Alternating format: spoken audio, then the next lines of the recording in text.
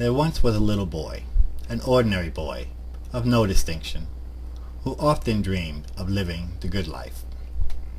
His father had just returned home from work, and this little boy was sad to see the defeated look in his eyes. Hands hardened by his handyman work, hands with those perpetually dirty fingernails, sluggishly wiped his brow. He forced a smile when he realized the child was looking at him, but his charade was so poor that he didn't fool the little boy.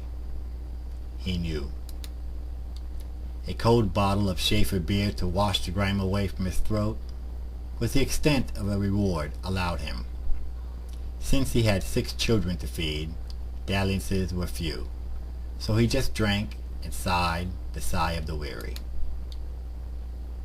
Tomorrow, he would be gone by the time the child arose, off competing with so many others who were just like him for the odd job that would provide for his family.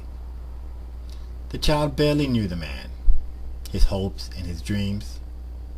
The child looked forward to Sunday mornings, when his father usually made breakfast, but that was about it, and that's sad. Looking back, I know that he cared, and I can even understand how it was that he eventually lost hope and disappeared. Still, that little boy knew enough about his father's life to know that he did not want to follow in his footsteps. Today, the fear still controls him. The thought of eking out an existence and of having his family dependent on a meager income, an income that was always in jeopardy of stopping, urges him to continue the struggle. Laziness and lack of imagination drive him to distraction. He knows that short-sightedness kills more people than do bullets, even in New York. He doesn't fear failure because he realizes that an unexplored opportunity is in itself a failure, possibly the worst failure of all. He also knows that life is precious, and that it is preciously brief. He can hardly believe that he has already outlived Christ.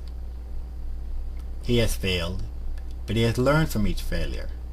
Mostly, he's learned that he doesn't like to fail, so he tries harder. He wants others to be like him because he knows that the best way to learn is to teach. He worries about those who don't care enough to worry about themselves. It makes him sad. Although he practices expressing clarity of thought, he's misunderstood, like everyone else. But he knows that he cannot dwell on this because there's too much to be done.